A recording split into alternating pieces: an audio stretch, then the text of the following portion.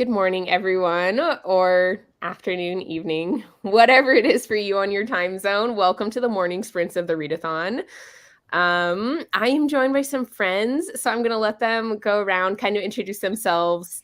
And yeah, you can say your channel and type of books you read, whatever you like. Abby can start. You're next to me. I can start. Okay. Hi, I'm Abby from the channel Abby Salter. I predominantly read fantasy, some romance, some sci-fi, but mostly fantasy is where I find my home. Okay, I am Monet from the channel Life is Monet. I read predominantly fantasy, but honestly a mix of everything. So the only thing that I feel like I don't read is a lot of literary fiction and horror. Same I'd say here. same. Same thing again. I'm Sophia from Sophia's Thoughts. Again, mostly fantasy, not really closed off to anything, but I don't tend to read a lot of historical fiction, and I don't really read much horror either. Nice. I feel like we are very, very similar. I feel like it's easier to say what I don't read than what I do. Yeah, that's so true. Okay, so I'm gonna do a quick update on how things went the last few rolls. I'll hold up the little board here so we can see. But my first roll, we got a 3 and a star. That one we got an audiobook. Then after the sprints, we got a 5 and a moon. That one we got a graphic novel. And then we got a 4 and a moon, and that one was a book over 400 pages. So that's I can't believe you have not hit a black hole. I know. I'm so excited about it. That doesn't happen. I'm very pleased. Good morning, everyone else. Hello, just finished my coffee. I still have my tea going, so hoping that caffeine kicks in. But hello, everyone. I'm really excited you guys could join. Just woken up. Hey, kind of me too. About an hour ago. I bet you over in the UK are like, I'm about ready to go to bed. Hi, welcome. I'm glad you could join. Hello, everyone. Sorry, I'm going through. Currently reading Stephen King. Should I see myself out? Because apparently nobody reads horror. Too much of a wimp for horror. We need diversity, so yeah. You can represent horror. Not all of his stuff is horror. I mean, you could be reading 11/22/63. I don't know. I could be totally wrong on those dates. Or Dark Tower, that's fantasy. Yeah, or Fairy Tale. That's also fantasy. Yeah. He has a wide range. What? What is this? Well, I'm very impressed. Still on my first read is the next comment. Oh. My friend I think your Star Hop game rules. Oh, thank you. I really quite enjoy it. How is your guys's? I don't know if any of you are playing with it. I saw Sophia was, and Abby, you were going to as well. I haven't in the end. Okay. I thought the weekend's technically free, but it's still quite. I don't think I can just sit and read all weekend. Fair enough. I get it. I know Sophia was on for quite a while on the sprints last night, which meant you only an hour. It seems so late. What is that, 1 a.m. for you? Yeah, it was, but I actually ended up going out skating, and I didn't get home until just after midnight anyway. So. Oh. And I can never just go straight to bed after getting home, so I stayed up. I pretty much was reading consistently until the sprint started. Then the sprint started, and I was like, bedtime now. Oh, I get it. They're late for you guys, but yeah, they started at midnight, which I was like, right, time to put the book down now. I know I don't want to, but the book has to stop.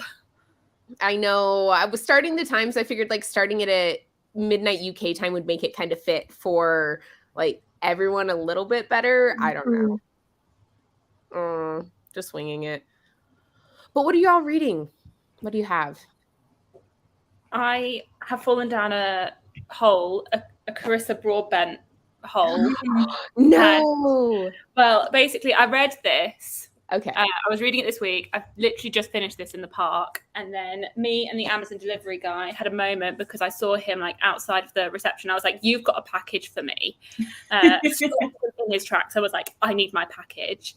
So I'd ordered the novella, which I think you read second, and the next book. Nice. So the TBR is gone because I'm just... and you're enjoying them? I am. I am. Yeah, I really, really like this one. Oh, yes. It was so good. I'm really excited. I love that feeling. It was just so addictive. I was just so hooked all the way through. It was well paced. I liked the romance. I liked the fantasy elements. It just worked. That's good. Maybe I'll check it out. I have Daughter of No Worlds on my TBR for this month by the same author. So I'm really glad you liked it because I feel like, no offense to TikTok, they have like their own, I feel like they just have their own way of doing it and that's great. But I feel like I get the same videos telling me over and over and over again that this book is great, this book is amazing, right? And you don't really see the variety because the algorithm just shows you what you've already watched. And so I don't really know if these books are going to be good or if the algorithm has just put me on the side of TikTok that loves the book. So, yeah. I really enjoyed it. Good. Okay. I'm excited. I'm taking it on vacation. I actually took that book, Daughter of No Worlds, off like the spinner wheel so I couldn't spin it because I just feel like I want to read it on the beach with like my pina colada and my fish tacos and just be on the beach reading that book. It just like, it's the vibe I'm imagining. So now I have to do it there. So that's what's going to happen. Yeah, I mean, I think this one's now coming on holiday with me. So. Oh, where are you going? Are you going for work or for fun? I'm going on a holiday for fun. Monday to Vancouver for 2 weeks, British Columbia. Oh, fun! That's awesome. How far is that from? That's actually a really long ways from me. Never mind. I was just like, maybe I'll pop up, but I'm not popping up that far. I mean, your perception of distance and my perception of distance are probably quite different. You'll be like, oh, 12-hour drive, nothing. Whereas I'll be like, I am going to be making a like 10-hour drive at the end of the month up to where I'm going to be going for like school stuff. But I don't know, adding on another like 10-hour drive at the end of it seems like a bit much. What about you, Sophia? What are you reading? So I am doing the Star Hop, so I'm on my third read. So it's so funny, you and I got the same prompts just the other way round. So I started off with a moon prompt graphic novel and I read Wash Day Diaries, which was so cute. And then I got a star prompt audiobook, so I finished what I was already reading, which was For Her Consideration, which is a romance. And then I got past that second black hole. Yay.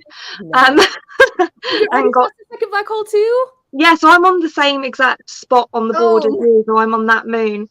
And I got a free pick, which sounds great, but it gave me so much choice that I actually ended up spending hours trying to decide what I was going to read. But I landed on Magic's Pawn by Mercedes Lackey, which is the start of the next series that I wanted to read in the Valdemar universe. Look how amazing this cover is. Oh my gosh, it's so old school. I love it. I love it. I'm not reading from that copy. I do have an audiobook and I'm immersion reading from this bind up, but I just love it. And I've started it already. I'm about, I don't know, I'm a bit of the way in. It's fun so far. I like it. I feel like I've gotten to the point where I like the retro covers more. Like when I first started collecting books, I guess is what I do.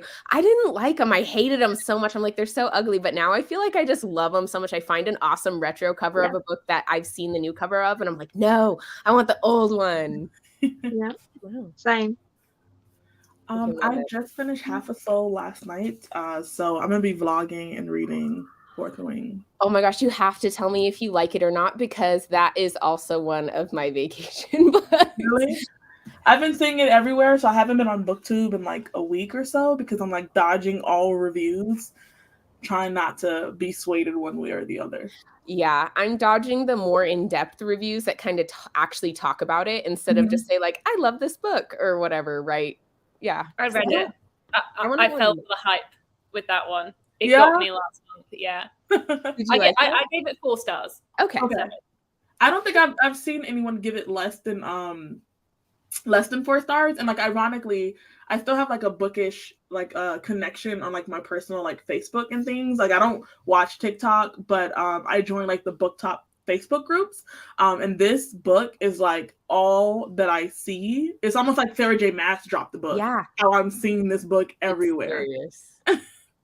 It's everywhere. I was like, I have to read it. I have to see what it is. We were in vacation in Chicago, right, for the concert, and we went to a bookstore while we were there, and I found a copy of it, like the sprayed edges copyright that everyone can't find now. Mm-hmm. And I was showing my friend who I was there with. I'm like, oh my gosh, look at this book. It's so pretty. And then I was telling her, you know, how it's sold out. People are buying it for like over $100 on Mercari now. Like it's insane. And so she just like grabs it and buys it. She's like, I don't have room in my suitcase because of all my Taylor Swift merch, but I'm taking it. And so she's like sitting on her suitcase to bring that book home. I'm like, trust me, that's a good investment. Everyone is loving that book. I know. Which makes me nervous because I mean, you guys know how I review books, so I don't want to like go to my video. I'm like, yeah, this sucked. So no, if you don't like it, be honest. Because I feel like sometimes when a book's too hyped, people are scared to say they don't like it. And I'm like, no, I need like legit people. If you don't like it, to tell me, because it like all I hear is hype. I really enjoyed it. I think it was really, really fun. Okay. But I think that it's not like it didn't blow my mind. It's not a literary masterpiece, but it's that's fine. It's not like I expected a literary masterpiece. It's just I mean, I know that it's like a fantasy romance a little bit. I like the dragons. But there were also elements that grated on me a little bit. But I think it was a lot of fun. Elle didn't like it. I felt exactly the same way, Andrew. Yeah, that's what Lee said when I asked him if he had, because I got him to put it on my phone, the audiobook, because you can't find it anywhere anymore. Like the only place you can get it is as an audio CD. So I had to download it online, and he was like, I'm sorry, you want me to download what now? You're branching out. I'm like, chess, think chess.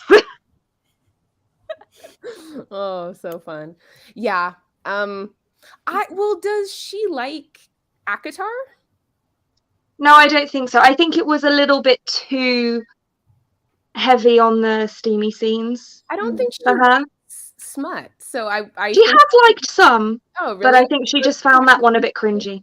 Mm-hmm. I cannot believe the average rating on it though. Like it's so like, I know. It's got like 50,000-60,000 ratings and a 4.7 Isn't or it something. Like better than Lord of the Rings or something? Like what? Wouldn't be surprised. That's so crazy. Okay, let's see how some other people are doing, and then we'll jump into some sprints. Yes, this person supports your move to avoid all reviews before reading that book. I only started, so I'm a bit late, and of course, I only threw one to start with. It's okay. Ooh, I love the monstrous graphic novels. Have any of you guys read those? I've read some of them. I think I've read the first 2 volumes. I found it really confusing at first, but I think if you keep going, it starts to make sense. It's quite a expansive fantasy world for a graphic novel series, for sure. So there is a lot in there. 4 stars. Okay. I feel like 4 stars is good for fantasy romance. I really enjoyed Half a Soul. It took me 3 months to read it. I don't know why, but I really enjoyed it. I have it like sitting over there. For some reason, I read 40 books past me starting Half a Soul. I kept putting it down. And it was implied that I didn't like it, but I gave it 5 stars. There's just sometimes there's a very short book that like I'll start reading, and then for some reason I just don't fly through it. It takes me months, and it's always like the shortest freaking book that I'm like, why am I still reading this? But I loved it. I'm glad. Emily loved Fourth Wing. Fourth Wing isn't for everybody. She's like, let's clarify. I love That's fun. fun in like books like that. What's weird is that like Guild is not a perfect series at all, but I love Guild. But then I gave House of Sky and Breath 1 star. So it's really just dependent upon like what you do with the story. I'm not looking for perfection, so yeah, it's really up in the air for me. Yeah, if you go in thinking, if you go in wanting fun, Fourth Wing will give you fun. Okay. I find though that I don't enjoy fantasy romances as much when I listen to the audiobook. Yeah. And I don't know if it's just me, but I feel like the narrators make it just so angsty cringy that I'm like, are we reading about like extremely young, immature people? Because that's what I feel like the narrators make it seem like. And so I'm like, I can't take like spicy scenes when you make them sound like they're like 15, 16 years old. Like, it's very uncomfortable to me. That's a valid point. I think that like Guild, I've never heard the audiobook for any of those books. Like I read them myself. I think Fortuna Sworn is one where I read the first book and it was okay physically, and then I tried to switch to the audio for the sequel, and I did not. It might have been the audio switch up. Because I read ACOTAR, and I read ACOTAR as just a physical book, no audiobook. But then I did ACOWAR, the second one, as audio and physical, and I did not like it. And I know that like Wings and Ruin is everyone's favorite. So no, Mist and Fury. Mist and Fury, you're right. Whatever order they go in. ACOMAF. Wait, so you've read all Sarah J. Maas series? Like I haven't read her Crescent City series. Oh, okay. Which one did you prefer over like Throne of Glass or ACOTAR? Throne of Glass, actually. I've preferred Throne of Glass. Wow. Yeah. I just feel like it has like a better story. I feel like the ACOTAR stuff, there's so many plot holes. The like way she tells the story, I feel like makes no sense. A lot of like the character decisions, I'm like, this makes absolutely no sense. And like A Court of Silver Flames, I'm sorry, was like horrendous. I couldn't take it. Like I also gave that 1 star. Okay. Great. But like I'm glad someone else agrees with me, because I was like, no way. There is absolutely no way that these things are happening. And also, this is not a spoiler, so I can say this one, but this is one of my biggest pet peeves of the book, where she like was walking down the stairs and got too tired to go any further, so walked back up the stairs. Down is easier than up. Like, I don't know what's going on here. Yeah. It drove me nuts. Every time it would happen, I'd be so ticked. Anyways, like if you're tired, you would probably I'd probably just sit for a bit. Yeah, you just stop. You wouldn't say, I'm extremely tired walking downhill, so I think I should probably walk uphill instead. I remember that because there was like 1,000 stairs. 10,000. And she's like halfway. So I'm like, either way, you have like 500 to the bottom or like 500 back to the top. I remember thinking like, this is a very odd thing to do. Yeah. I just couldn't take it seriously after that. And then there were other things as well, but they're spoilers, so I won't say it. But that one, I was just like every single time. ACOTAR is terrible. ACOMAF, by comparison, was a much better book. It's definitely the star of that series.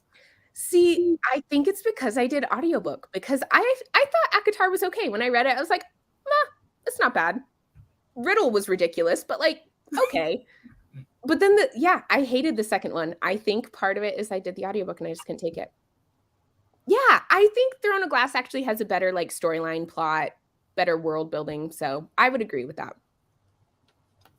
But if you're in it for like the romance, there is significantly more romance focus, I think, in ACOTAR. So, okay, let's go ahead and do some reading. I am reading Ruin right now. This was the book that I picked for my 400+ page book. I started it over because I started it literally last June. And so I have this much left now. So. What the hell, Stephanie? How do you do this? I'm excited. I know. I stayed up till like 5:30 a.m. reading, so. Oh my gosh. I know. I'm going to die today. I'm going to need to like pump myself with caffeine. I need like a caffeine IV. How many pages did you read of that book? I am currently on page 588. Wow. Ah, I know. Holy mackerel. Like living off of like coffee, tea, and Mountain Dew today. It's okay. Are you going to do the board twice? It depends because I could still technically have 3 more books if I roll ones. And I don't know. I feel like if I get to the end on the next one, I'm probably am just going to pick like a 1,000-page book and like challenge myself to read that in like Well, 20. I guess you have to read the final Throne of Glass book, don't you? I think I do. Yeah. Because that's what I do. So Oh my gosh. I'm really excited. I've had a lot of caffeine this morning too, which is probably. I haven't had any, but I think I'm gonna fix that on the sprint. I also have 2 videos that I need to edit, so I'm really hoping that today is a productive day for me. You can edit on the sprints. We don't mind. I think that's what I'm gonna do. Edit and then. Okay. Let's do it. Let's go ahead and read to the hour, and I'll see y'all back here. Alrighty.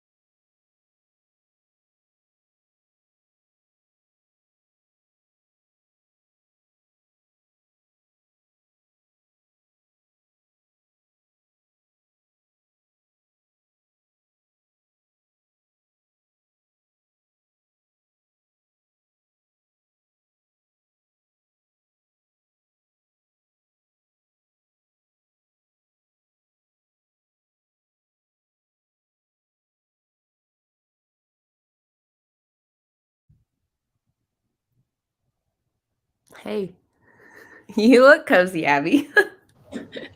I was like, I can sense it. Stephanie's about to say, Abby, stop reading. Oh, I'm definitely feeling it.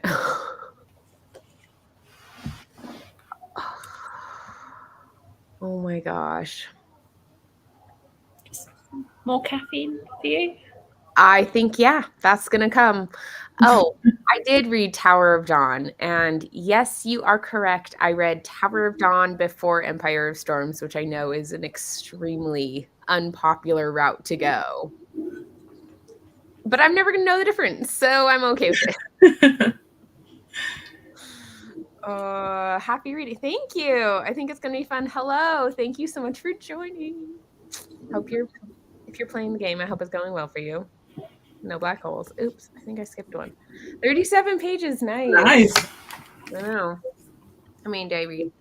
Not to look. I'm on page 640. So however many pages that is. 50, give or take, maybe.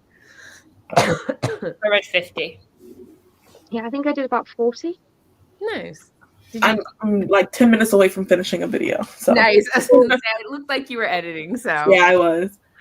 Nice. Fun. What video are you editing? Or is it a surprise? Oh no, it's not a surprise. So about a couple weeks ago, I was telling someone like how much I love reading, and they were like, "Oh, what do you read?" And I was like, "A little bit of everything." And they're like, "Oh, what's your favorite murder mystery?" And like my brain shut down because I don't have a favorite murder mystery.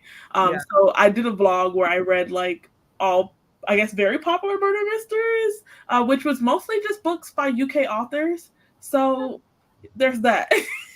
Like older, like No. A lot of them, like the Thursday Murder Club, I read. Okay. A book called The Appeal, I also read, and The Word is Murder. Those were the 3 books that I read in that vlog. And at the end, I still don't know if I like murder mysteries. So fair enough. It's a bit of a failed experiment. They're so hit or miss for me, honestly. Yeah, but it's such a I think in movies I enjoy it more because like I love a good Knives Out like kind of theme. Yeah. But reading it in a book, I feel like it's hard. It's hard to pull off without like those visual components to help you. I think my taste in the genres I like in reading versus the genres I watch on TV are very different. Yeah. I don't really watch much fantasy TV shows. No, me neither. Or films. No. But it's literally all I read. I think I'm the same way when it comes down to like satire, because I can do a satirical show, but I can't do a satire book. Interesting. So yeah. That is interesting. I don't know. Have you read The Good Girl's Guide to Murder? I did read that one. Did you read the American version or the UK version? I read the American version. Mm-hmm. Which I like. It was like me coming to like understand like, okay, this is a very like popular and like driven book from like the UK market because everybody's like loving it when we get like these reiterations. But I made the comment that I feel like I've never read an Agatha Christie. And so a lot of these shows and books are paying homage to her. And I feel like I'm not a part of the joke, or like not joke, but like there's some context or like background information where they might be doing something great, but because I don't have like that Agatha Christie experience, I wouldn't be able to like, oh, like, you know, this is like homage to like the classic murder mystery, you know, whatever. So it did make me want to pick up an Agatha Christie finally. So I'm like, everybody's in on this like understanding and I'm not. So I feel left out. Oh. That's fair enough. Have you read The 7.5 Deaths of Evelyn Hardcastle? No. I really like that one. Yeah, I really like that one. And you didn't like it? Yeah. Is it a US author or UK author? I don't know, actually. I don't know, actually. I want to say UK, but that's a guess. I literally went to Google and I tried to find a murder mystery book by an American author, and Google couldn't even help me. It was mostly like subgenres where like there's a book that isn't necessarily like a mystery, but it has like a mystery component. But I haven't seen a US author like really, you know, stick with that genre of like I'm gonna start this as a murder mystery. Yeah, Stuart Patterson's English. English, yeah. Yeah. James Patterson murder mystery? James Patterson? Yeah. But I thought his was more like crime fiction. like the thriller crime fiction aspect that has like those murder mystery components, but I don't think his books are like shelved or like in that genre of like being a murder mystery. I don't know actually then, because I always thought he was murder mystery, but I've never read a single one of his books, even though he's written like a bajillion. Yeah, let me look it up. I thought his were. I could be totally wrong. I guess that's just what I assumed. I never really looked into it. Because when I looked, I think I own one of his books. It's like one of his very first ones. And I'm pretty sure it's murder mystery. He is usually shelved as thriller and suspense. Oh, like a lot of crime fiction, yeah. I am wrong. I mean, how did you find the difference between crime and murder mystery? Like, is crime more police thriller? No, I think like crime fiction usually implies more of like, I guess, a little bit of like suspense or thriller aspect. Like you expect some action scenes in there. And I think murder mystery, you don't necessarily expect like the whole like Batman Joker like scene where like they're gonna have like this face off, you know. So I feel like it's very like specific. But I was really looking because I didn't realize it until all the books came, and I was like, oh, these are all UK authors. And then so it's A Good Girl's Guide to Murder, and then the only other book I've read was A Girl with the Dragon Tattoo, also not a US based author. So he's Swedish. Yeah. But no, I couldn't find a U.S. author that like worked specifically within a murder mystery genre. I'm like trying to think now. Maybe the cozy mysteries, I think, are mostly by U.S. authors. Cozy murder mysteries are U.S. authors. Yeah. Yeah. But then I think they put more emphasis on the cozy aspect, not necessarily like the murder mystery aspect. Yeah, true. So. Okay, Stuart Turton is the author of The 7.5. Yeah. Yeah. Okay. I actually really enjoyed that book. I liked it a lot. It's very different. It's Billy Sold is really unique, but I quite enjoyed it. So. Okay. I liked it as well. Crime fiction bores you? I don't think I've ever really dabbled in crime fiction. I think now we have a lot of authors that are blurring the lines between genres, which I think is beautiful because it's more enticing to pick up a book that's kind of like playing with literary themes. But then I always just kind of stick in that gray area, and it never really encourages me to like go out. I don't know. I feel like it's kind of like a spoiled thing where like I have all these different genre authors that are like trying to get me to read, so like they're like appealing to me, but yeah, I haven't actually like sought them out. Yeah. No, definitely. I feel like there's so many genres that I haven't even like dipped my toe into really. Like, okay, Westerns. Do you feel like you'll go to like, no, but seriously, you'll go to like secondhand bookstores or like stuff, and they have like a ton of Westerns there, and you're like, who's reading these? Like, I don't know. I don't feel like they're a big thing in the UK. No, like I don't know. I never see Westerns here. I would never pick up that book, but I know like if I was getting an email from Orbit and they're like a new fantasy series where we have like, you know, we're set in the Western or whatever, I would be like, oh, that sounds amazing. Even though like there's so many books that I could have picked up before this. But yeah, I'm always sold on that. Western, you love Western? No. I'm saying like if that was like pitched as something like a part of a genre that I usually read, like a Western like, fantasy. Yeah, I would read that, but I wouldn't read a Western. I've never met someone my age that reads Western. I was like, where? How did you get into this? But okay, fair enough. But now I'm enticed. Well, I feel like kind of Mistborn Era 2 is that kind of yeah. So I think he was inspired by like the Wild West type vibes. So, but my dad growing up, he read Louis L'Amour. Like he has, I swear, like 100 Louis L'Amour books. It's crazy. He was like, Louis L'Amour is one of the biggest Western authors like of all time. So, yeah. It's weird like when you like are like dabbling in different genres and like you learn so much about yourself because like I did a vlog where what is the really popular book by P. Djeli Clark that everyone was like loving? Ring Shout? No, it was a full novel. Dead Djinn in Cairo? Yes, everyone loved A Djinn in Cairo. So I'm like, okay, I want to pick it up. And I started reading it. And I did not know that A Djinn in Cairo was cyberpunk. Yeah. So when I'm reading the book, I'm like, there's something about this book that is not working for me at all. And come to find out, I don't like cyberpunk. So it was like, wow. I wish someone would have mentioned that. Well, now, like, if I hear if like a novel or a movie is cyberpunk, I'm like, let me kind of stay away from it. But yeah. No, I read it and I didn't know that either. And so I mentioned it because I was reading it with my Patreons. And they're like, oh my gosh, I love that. So I'm going to go read it now. I didn't know it was that. I'm like, why was this not marketed as that? Because no one knew. It wasn't until after that I was looking at the cover. And now that I know what cyberpunk is, I'm like, oh, it was certainly all over the cover of that book that it was cyberpunk vibes. Yeah, it was like all the gears and stuff. Yeah, but I didn't like pay attention to like such close detail that I'm like, oh, I should have known that this. I know, I just thought it was pretty. I'm like, I just thought it was pretty cover. No, I did the same thing, so I totally understand. Okay, let me see. I actually got my box with the Wizard's Frugal Guide, but my book came damaged. Ooh, no. I got my Mistborn box, and I couldn't put together the. It's a bit tricky. It's a bit tricky. One of them I got, but one of them just would not go. Like the pieces literally would not fit together, and so I had to message them, and they sent me new pieces, which was super nice. It wasn't a problem, but okay. Like I could not get them. My husband tried, like it did not fit. I had to force mine quite a bit. They weren't quite lined up properly, but I did eventually manage to get there.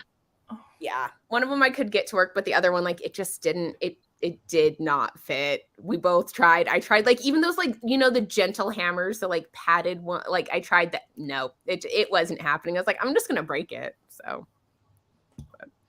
I only read one chapter and did some work. It's a Saturday. I'm sorry you're working on a Saturday. That sucks. 53 pages. Nice. Yeah, they'll replace it. They're actually really nice about it. They just asked me to send a picture. I was like, I mean, I can send a picture, but can you see that it doesn't fit in a picture? I don't know. I couldn't in the pictures, but they're like, no, that was very helpful. I'm like, okay, great. I guess they don't have to send very far to get to you. Yeah. Where I ordered, because I have Fairy Loot subscription, right? So Joanna wanted the special edition of Seven Husbands that they did recently, Seven Husbands of Evelyn Hugo, and I ordered it. It arrived. I left it all wrapped up so that she could unwrap it. When I went to see her in the beginning of May in Portugal, I finally gave it to her. She finally unwrapped it to open it up and realised that they've bound the cover on upside down and backwards. So I had to contact Fairy Loot. I'm still waiting to hear back from them. They said, can you send me a picture? I was like, I can't really send you a picture of this because it just looks normal if I send you a picture. So I just did a video, but yeah, it's like totally messed up. What one? Oh, I got Fairy Loot, the From Blood and Ash books. Yeah, she wanted those as well. I've got. Yeah, they sent me 2 of the first one and then the third one. So like I didn't even get, or 2 of the first one and the second one of them. I didn't get one of the books and I had 2 of the first one. I'm like, they didn't even ask me to send it back. They just sent me the other one. They're like, whatever, it's fine. I'm like, okay. Whatever you want to do. Yeah. What's the name of the books that are behind you on your left? Pardon? The books that are like what are those? Those are the Sanderson leather bounds. Oh, they look so pretty. They are gorgeous. They have beautiful artwork in them too. This is Elantris. Oh wow. Those are beautiful books. They're so pretty. Warbreaker. Warbreaker's my favorite. Yeah, it's beautiful with the purple. I actually really like the Mistborn Era 2 color that they chose. This is Mistborn Final Empire. Wow, they're so gorgeous. And I wonder if you can get like insurance on them, like in case anything happens. The Wave actually, it's included in our house insurance. Yeah, same. Nice. Yeah. I know, it's crazy because my husband's like, do you have a catalog of all your books? So if we have a fire, I'm like, I mean, I have videos hauling them. Does that count? Oh, it's so pretty. I actually do. I have the Bookish app. I have a book app where you scan the barcode, so I can keep a feel on like my library or my physically owned books, and get depressed every time I look at the number of unread books I have. I want to do a video doing my entire owned TBR, but I'm looking at it. I'm like, That seems like a lot of work because I don't separate them. I think like some people do, so it's easier for them. But I see. You separate your read from your unread? Yeah, always have. Yeah, Wow. with the exception of my Sanderson collection, everything that's behind me is unread. I work that the unread sit at the bottom of the shelf. On the bottom 2 shelves, there's unread books. And then when I read them, they can start to grace the presence of the ones that are higher up and they get moved up. Because I always had my favorite books at eye level or like towards the top of the shelf because I was like, oh, you're a favorite. So now you get to be seen. Whereas the bottom shelves are ones that you don't really look at. So that's why the TBR are down there because you don't know if they're going to be favorites yet or if they're going to get unhauled. Makes sense. I mean, I like it. I don't know if I'm that organized. Like, Yeah, I don't think I could do it. The struggle, though, is that because my shelves are so packed, is that whenever I read a sequel in a series that I've started, I then have to try and like find a spot next to the first book and like try and wiggle away for it to like get in. Yeah. Mm-hmm. But I don't think I could have them together. I think that would stress me out. Yeah, I used to have them together and I didn't like it. I like to be able to like look at my shelves as though it's a shop and I can just choose anything. But I did update my story graph the other week with all of my physical TBR. And admittedly, I've read a couple of books since then, but it was at 179. oh, Mine is out of control. I think I'm over 500 at this point. Like Oof. of unread books or just total? I think of unread because you don't really see them in my videos, honestly. So I have well over 1,000 books, but I have my like black and gold shelves that you'll see upstairs. But then I have like another little shelf next to it, which I do put only unread books on that one. And then I have like more books like along the wall, just like stacked. And then I have a bookshelf in my closet that has books on it. But then I have books downstairs as well. So I have 2 bookshelves in like our entry room that like I don't know. There's 2 bookshelves down there. There's 2 bookshelves here. These ones are like double road, and then I have like some small bookshelves around our entertainment center. Oh wow, you have a lot more books than I thought. I have a lot of books. You just don't see them because I only film really in front of those particular bookshelves upstairs. So it's a little out of control. Okay, let's look at How many shelves do you have in total then? how many shelves. Well, I guess you count the entertainment center as 1. So 1, 2, 3, 4, 5, 6, 7, 8, 9. I have 9, and then my husband has 3. You must have a lot of books in your house. We do. It's pretty much just full of books. We don't need any I think decorations. there's more than 1,000. Oh, yeah. Oh, if Well, you I have about to, 7 shelves, and I'm pretty sure that I have about 1,000. I have over 1,000, but I haven't counted them since I did an entire own TBR video once quite a while ago.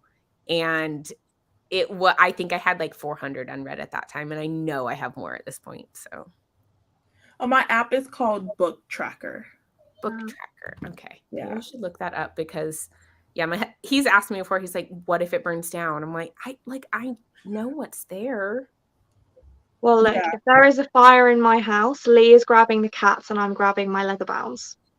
For sure, the leather bound. Like, honestly, though, actually, I know this is probably an unpopular opinion, but I wouldn't grab the leather bounds because I know I can replace them. I would grab something like my Broken Binding Dandelion Dynasty and ones like that I don't know if I could get secondhand, but like I know they're still making the leather bounds. It's not as consistent and you have to like really watch for it, but like you could still get them. yeah, but he's not going to be signing the existing leather bounds again for years, because he's got Words of Radiance coming up next, and then as soon as he's done with that, it will be Oathbringer, and as soon as he's done with that, it'll be Rhythm of War, and so it will go on.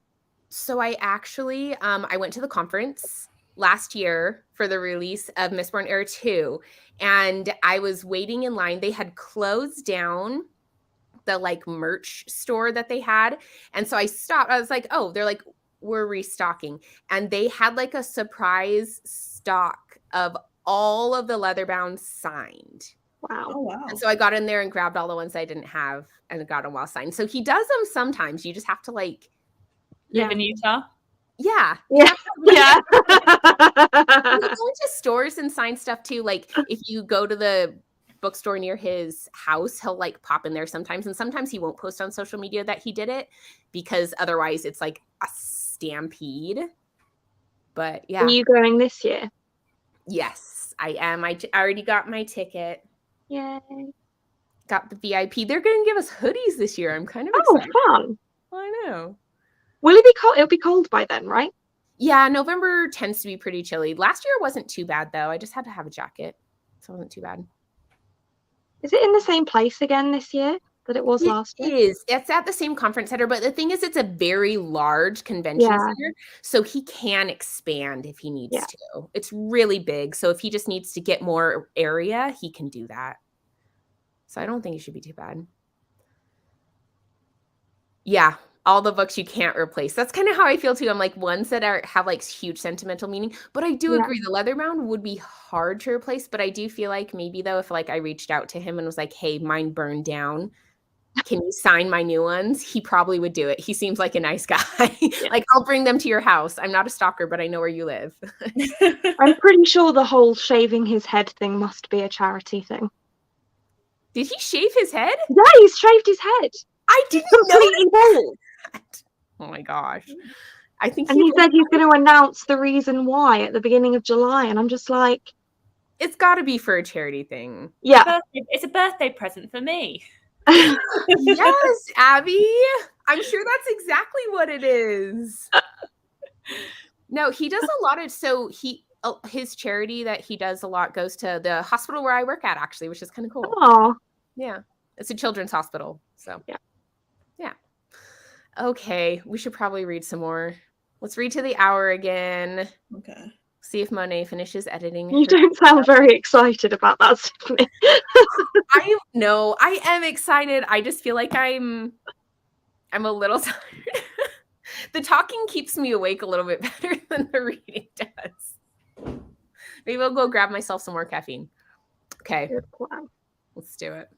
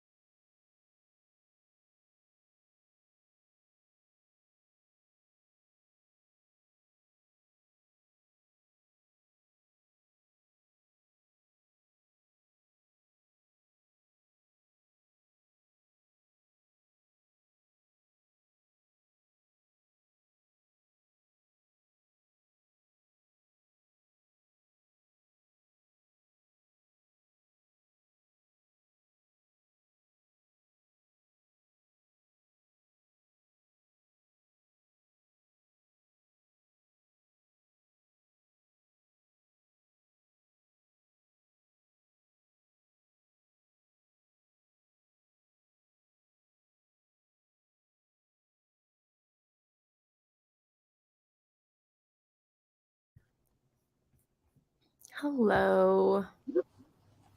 You. Hello. Oh, Are you struggling? I'm struggling. It's okay though, because I'm really close to finishing. That's all I have left. Blow my mind. Like some of it is like, I don't know what this is like look at the next book or something. Oh, no, it's a look at Battle Mage by Stephen Arion, apparently. But yeah, so like this is what I have left. So close. You're so close. I want to know your thoughts when you finish it. Yeah, I'm liking it. I like it a lot. I knew I liked it though. I just don't know why I started reading it and then stopped for a year. But I want to know your thoughts on the ending. Yeah. I've heard this ending is crazy, so I'm really excited. Is this the one that Joanna cried through most of it? Potentially. It hasn't been a happy story, so I could see that.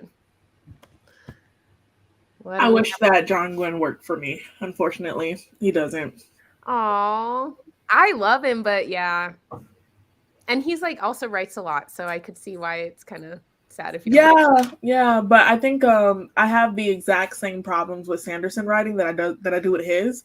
So it would make sense that a lot of Sanderson lovers also love John Gwynn because the writing style is very similar. And I'm just like, another one that doesn't really work for me. Dang.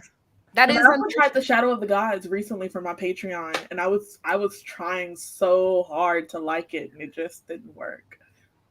Yeah, I mean that's the way it is, right? Like some popular authors you don't like. Honestly, I feel like Sarah J. Maas is not a good writer in my opinion. I just feel like it's really easy to read, but other people disagree, right? And so like, that's the point. Like some people love it, and it really resonates with them, and that's great. Okay, how's everyone doing? I keep coming to sprints right after Angela. I read 32 pages of Summer Reach. Nice. What do we got here? I had dinner in the UK. I was like, dinner? I got it. I'm just slow because I didn't sleep. It's fine. Yeah. It's a very addictive book. Where is it? Oh, okay. Surfing in the Wings of Night. I was like, what is that abbreviation? It's the one I finished earlier today. I got you. Okay. I got it now. Wasn't sure what to expect, but it's hard not to get sucked into fantasy romance. But so true. I feel like fantasy romance is so good at just being compulsively readable, you know? This is turning out to be mostly fantasy romance. Really? And gay fantasy romance at that. I'm absolutely loving it. How old is that? I think it was first published in 1989. I think it was like the first super popular gay romance in fantasy. That's and crazy. This is the last Herald Mage that you're reading? The last Herald Mage series, yeah. I need to start that. I still haven't continued beyond what is the first series called? With Talia. Yeah, it depends. Some people call it the Arrows trilogy. The Arrows, yes. Technically, it's called the Heralds of Valdemar, I think that. Oh, yeah, that makes sense. Huh. But, I haven't read any of those. Maybe I should look into them. I really like her writing. Writer, so. Yeah. I'm always so surprised whenever I pick up her books how much I enjoy them and how easy to read they are. She gives me the same wholesome feelings that I get when I read a Michael J. Sullivan. Like, I think that she's very comparable. Like, if you like Michael J. Sullivan, you'd like Mercedes. I love Michael J. Sullivan, so yeah. There's something almost like cozy and nostalgic about it, even though I've never read it before. Yeah. Okay. Where do I start? So I think most people that have read like a lot of it do say that the Arrows trilogy is a good place to start. That's where I started, completely by accident. Abby, I don't know if you remember, it was that book that we went shopping and I was like, I want to buy the biggest book I can find. And it was that trilogy bound up. And then from there, I think this is the suggested next one. Yeah. But this is like, so in terms of the chronology of the world, the Arrows trilogy is like all the way at the end of the chronology, and this is virtually all the way at the beginning. But So it's really similar to Michael J. Sullivan in where that you can start anywhere because you're within the world, but you don't have to read it chronologically. Okay. So I think I see it here. Arrows of the Queen. Is that the first one? Yeah. I started with that as well. Okay. And it's so short. It is. It's very short. It's going to go by so quick. I mean, I know this looks chunky, but this is 3 books. In one. Oh, okay. So this is the whole trilogy, and it is 837 pages. So, like, this is just the first book. Yeah, her books are short, which I and love. This is a mass market, so. Holy cow, buying... Oh, yeah, mass market is cheaper. I was like, why is it so expensive? It's but she's still, like, if you look at her newest releases, even the books that came out this year, they still have that old classic cover feel to it. She has not switched up. Oh, all she's her still publishing? Yeah. She writes a lot. I feel like I'm missing out. She is in the middle of a series, I think, right now. Like 2 of them are being published. I think she is writing slightly more mainstream, like romantasy type stuff right now, which totally tracks because this one is so much more romance heavy than I was expecting, and I'm not mad about it.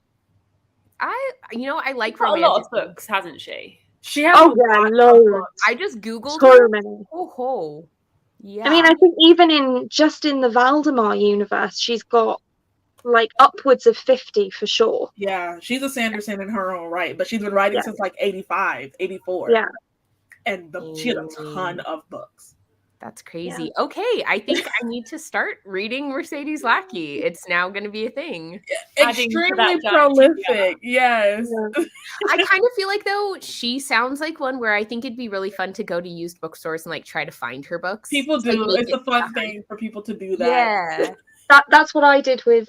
So I think, Abby probably has, but I don't know if either of you have heard of Hay on Wye, which is like this book town just in Wales in the UK. And they've got like 20 bookshops all in this tiny little village. And that's where I got a few of these. I really want to go to the festival that they do next year. I just always forget that it's a thing. And then it feels like... Yeah. Sophia, can we go together? Can you drive me there? Yeah, sure. Let's do it. I don't even know how you get there. I've driven there before. It's a long drive, so be prepared. But how long is long? What, long in English standards, not in American standards. You'll be like, I drive there for lunch. It's about 3 hours. Well, I was just thinking, it was like on the train. I'd never end up getting there, would I? No, I think it's longer on the train than by car because I think you have to change a few times. But yeah, I think from memory it's about 3 hours drive. Let's plan it. I'm very American then because I'm like 3 hour drive. That's nothing. Like right? Yeah, exactly. I would do that. Like if someone's like, "Hey, do you want to go do a hike?" It's a 3 hour drive. I'm like, "Sure, let's do it." That's easy. Yeah, beach day. Like 3 hours is really totally wild. So wild. I do feel like that is the thing though, because when I was over in the UK, we were staying with some people, and they're like, "Do you want to go to?" I think it was Oxford. Like, you want to go? It's kind of a drive. I'm like, that's fine. It was like an hour, maybe. I'm like, I think we're okay. Wow. It was really funny. Okay, let's see how everyone else is reading. 20 pages left of my first book. Ooh, you got some ways to go. We're coming up on 24 hours. Finished 28% of Finley Donovan, Jumps the Gun. Nice. I've heard that people really like that series. I've never. It's so funny. Yeah. It's so funny. Is that a UK one? I don't think so. I'm pretty sure the author for that one is American. Yeah, I'm pretty sure she's American. Okay. Finished my first book, took a shower, picked up my second book. Yay. God Killer. Oh, so the one with the deer on the front, the elk, whatever it is. The stag. Probably is the stag.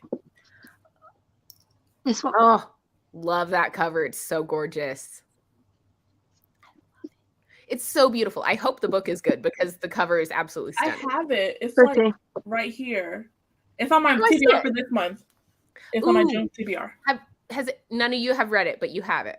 Okay, But I'm that's gonna me read it too. this I haven't read it, month. but I own it. Okay, what do we got here? Another 50 pages. Nice. You read fast. 50 pages of my black hole book. I always like it's black hole. Sorry.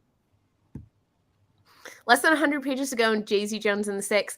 So I really do want to read that one because they came out with the Hulu TV show, and I think it'd be really cool to read the book and then watch the TV show because I like the actor in it. It's really fun. I really liked it. Yeah. I liked Daisy Jones, yeah. Did anyone watch the TV show or just read the book? Mm-hmm. Sure. I've only read the book. Show. Okay.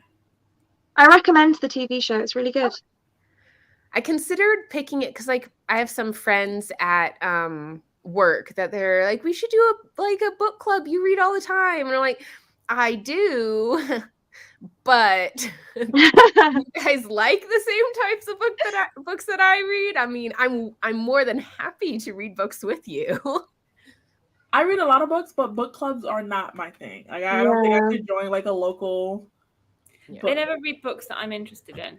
Yeah, that's the problem. Exactly. They always pick like the super popular like lit fic or thrillers. If they have the Reese's book club pick sticker, it's certainly gonna be like all the local book clubs are gonna be reading that. Like, I think they just look at whatever Reese is talking about and just go with that.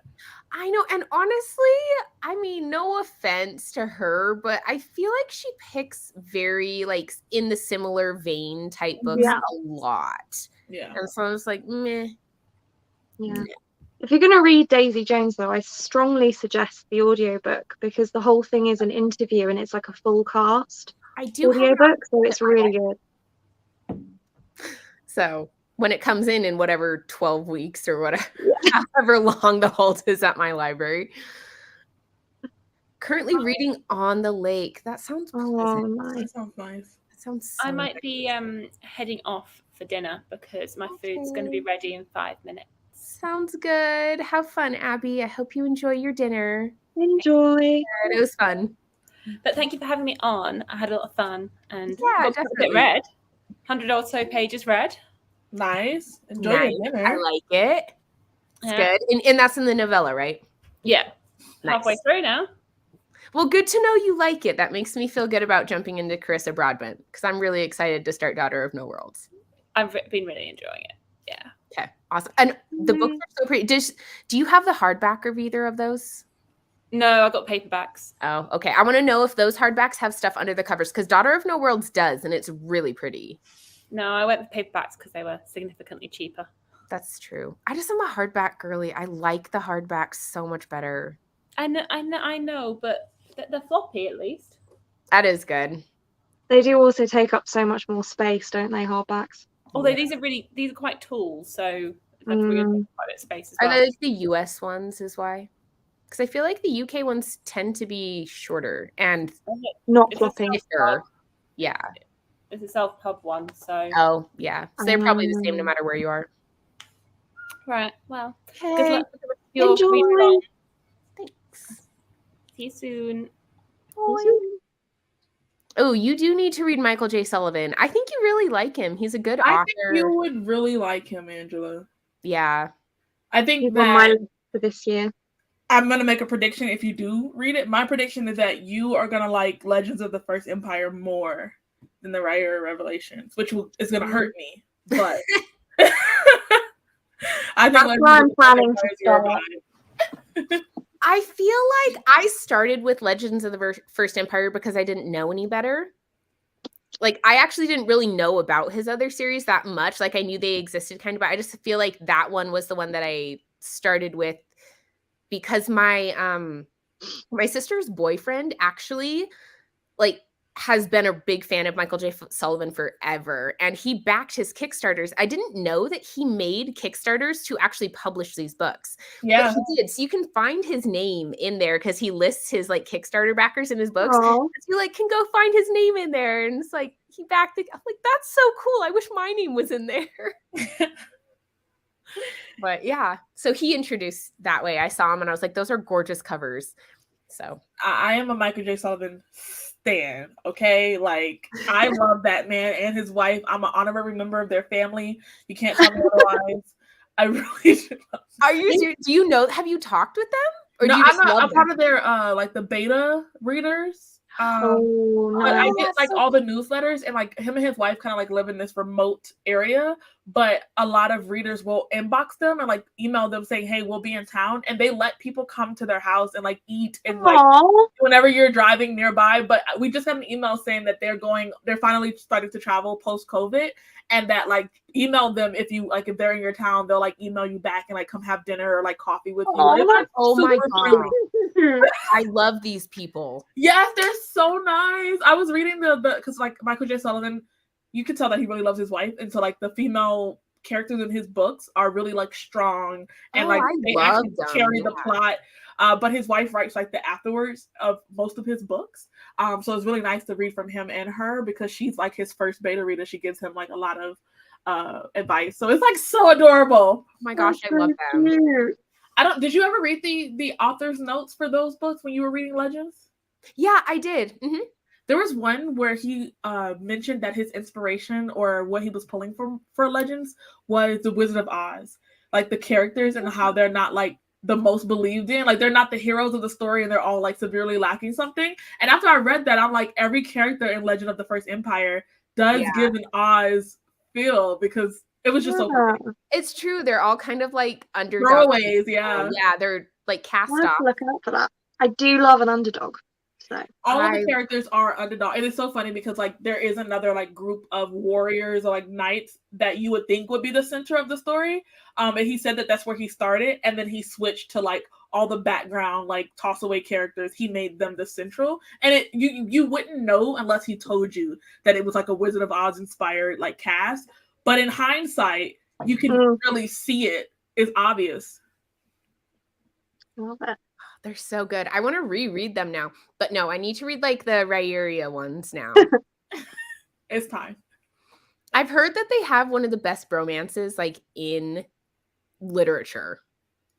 Royce and Hadrian, there will never be another combination. Though they're best friends and like they're polar opposite, but yeah, there will never be another like bromance situation like that. I now just want to jump in and read those books. I obviously can't because I have like 50 books to read this month. Yeah. But I want to. TBR this month is crazy. I know this is not the month for it. Hopefully soon. I kind of want to just like binge them. Just do it in a month instead of spreading it out because I feel like I do that too much.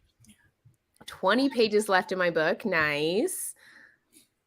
Yeah, I feel like, wow, there's a lot of Mercedes Lackey's ones. Wow, I'm way behind. Extremely yeah, I looked her up on Google. It's insane. No. I am so sorry. Oh my gosh. I've done this before if it makes you feel better. I have experienced your pain. I just didn't this time. So. I'm glad I haven't hit one because I didn't have a spinner wheel set up for it. So I made mine with just numbers this time. I was so lazy. I'm like, I'm not even putting in the names of the books. It's like 1, 2, 3, whichever one came in my TBR. You can do it. You've got this. Extend it into a week. People do that all the time. Wow. Ooh, Final Spot. Final Spot's my favorite because you just get to pick whatever you want. That's totally fine. Extend it, make it fun. Yeah, I feel like when I do it with my Patreons, they almost always they do it over a week and I do it over 48 hours because, you know, other people are normal and like to sleep. Nice. And then you'll be able to start again from the beginning. Isn't it a great 22 pages of school articles? You know, you can count that. Yeah, I accept that. One time I read my one of my books it was a stable book. That probably means nothing to you guys, but like it was for work, but I counted it as one of my books. Reading is reading. It was like all about like neonatal resuscitation and stuff. And I'm like, gosh, we're going with it. Crikey. Counts. Surprised to see how much I like Daisy Jones, like really surprised. I think I don't, the premise does not sound like something I would like, but people have said that they feel the same way and then end up liking it. So if you like Daisy Jones, you want like a similar vibe to like the storytelling. The final revival of Opal and Nev, also really good. Yeah, I've heard that. And it's told in the same way. You're following a band or a guy and a girl duet from the 70s, and they're doing like a final show. Like, so it's multimedia format, full cast of characters for the audiobook. Really great book. Interesting. Okay. I'll keep that in mind if I like it. I hope I like it. I hope I like it because everyone likes it. I don't want to be the odd man out. Oh, okay. I think Daisy Jones was really good. I just think I liked Evelyn more. Evelyn Hugo. I think you either really love Daisy Jones or Evelyn Hugo. Yeah. And I think I'm the other way around. You really? Yeah. I haven't read either. You haven't read either? No. I own Evelyn Hugo, but I haven't read it. I feel like I'm in the minority because I enjoyed Circe more than Achilles. So, yeah, don't take my opinions for merit. I'm also an unpopular opinion because I liked Uprooted better than Spinning Silver, and I feel like Really? everyone disagrees with me. Yeah, like I everyone. wanted to read Uprooted because the synopsis sounded perfect for me. It sounded like a book I would absolutely love. But I made the mistake of reading reviews and watching reviews, and that's the most dragged book of all time. Like, people strongly hate. I know they hate it. I loved it. 5 stars. I read it like flying home from my honeymoon on the airplane. I don't think I've ever seen such strong reactions from BookTube. Yeah, I know. People hate it. I feel like I read it and I was like praising it, saying like, this is amazing, recommending it. And then I feel like I kind of had to take a step back because people are like, that book's horrible. I'm like, okay. Yeah, they scared me away from that book because of the adverse reaction. I freaking loved it. I thought the atmosphere, the like wood atmosphere. She's very good at that. So good. And you know what? I didn't give Spinning Silver 5 stars. I read it. I thought it was okay, but I think I gave it like 3.5 out of 5. Yeah, I so think maybe I could have read Uprooted. 4. I think you should read it because you like atmosphere too. I do. And I don't honestly know if I liked the story that much, but I loved the vibes and the atmosphere. And I liked like the history part of the story a lot. Okay. I'm gonna go for it because that was a book I wanted to read. You should. Okay, I'm really hoping you like it now because like now you're gonna be like, a lot of pressure.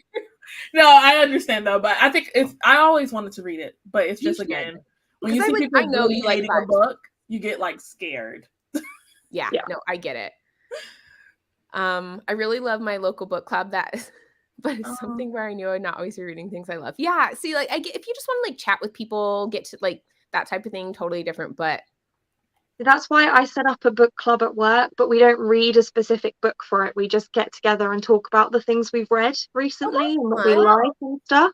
So it's like less pressure, and you don't because we all have completely different reading tastes as well. Right. There's no way we would ever find anything that we were all interested in reading. Yeah, no, I think that makes total sense. I kind of like that actually. Publication order. Okay, I have seen on Michael J. Sullivan's website, I looked it up and he said you can do like publication orders the way he intended it, but it really doesn't matter. So let me know if you like it that way, because that's kind of what I was regretting not doing. But the only thing that I would say about like reading the other, like what I think would happen if you read it the other way around, is that in the Rhaenyra Revelations, history is misconstrued. It's wrong. And so you spend almost all of the series trying to hunt down the truth. And even by the end, it's still wrong. They still haven't found out what actually happened in history and like how their empire came to be formed. And so when you go into Legends of the First Empire, you're like, wow, they really had it freaking wrong. And you think that you know more than you do because you have the answers from the previous series. But by the end, you're just like, everybody was wrong. But in my mind, if you know the truth and then you get to the Rhaenyra Revelations, you're going to be like, how is everybody here so stupid? In my mind, I think that that's what you would be saying, because you're like... See, I think that's why I want to do it that way round. Because I'm like, I know more than you do. I know more than you do. Like, one of the components from Legends is you have this character that is developing writing and like keeping a history. And so like there's a big emphasis on writing down history so that future civilizations know the truth. That's the theme of the first 6 books. So when you get to the Rhaenyra Revelations, you're like, all that emphasis to mark down history accurately, and then they still got it wrong. That would be a crazy experience. Go back and tell her, she would cry. She's like, I literally invented writing for She you. literally like sacrificed everything that she could ever sacrifice to write down history. She literally went to hell and back to write down history. And you get to the area of Revelations, and it was always. Oh my god. Well, That's actually if so that's not a mood. like, thanks. I really appreciate it. Okay. Oh, Oh. I'm excited. I need to. Yes, literally. That's not an exaggeration. That is actually 100% fact. I could barely hold them up. Like, I had to back up and hit my bookshelf so you could see them all. It's fine. It's fine. Nice. Okay. I liked it. Okay. We're going to move on. Oh, wait. Yes. Really? Someone I'm convinced. I'm gonna try Uprooted for sure. Yes. yay. I have someone who's on my side. I'm so happy because I feel like I was so in the minority and I was like, blah. Okay. Let's do another sprint. Will I finish? I don't know if I'll finish in this. Yeah, for If I do sure. a 30-minute one, I don't think I will because I think I have about like 45 minutes left. Maybe I should make it longer. We'll go until I finish. Yeah. Okay. Just so I finish the book. And then we can do a roll and then be done with sprints. Okay. Let's do Sounds it. like a plan.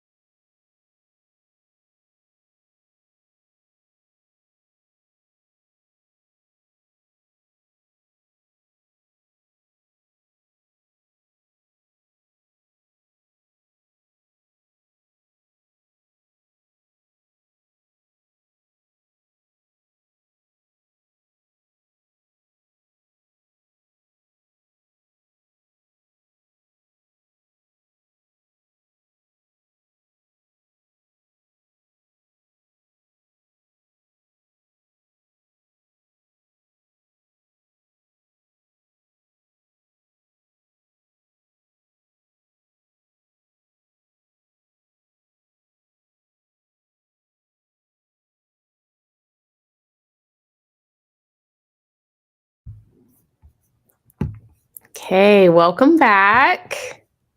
I finished. Yay! What are you rating it? I loved it, but I've loved all the books in this series. I thought it was so good. I would say it's a 5-star book. Yeah, like Oh, that's good. so good. I don't know why I stopped reading it and then like picked it up a year later. Because Life happens. yeah, I loved it. It was so good. The ending was just intense. I feel like it was just like boom, boom, boom, boom, boom. All these big things happening. You're like, whoa. And like, I feel like this also doesn't really hold back from killing people. Like, people die in these books, which I actually really like because I feel like in some books, there's no stakes because you're like, I don't think anyone's going to die. Like, no one ever dies. But in this one, they do.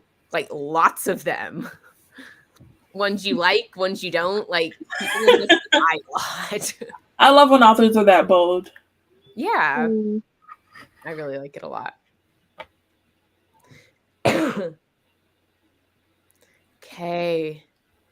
Oh, that's nice that your mom came over. I love that. Okay.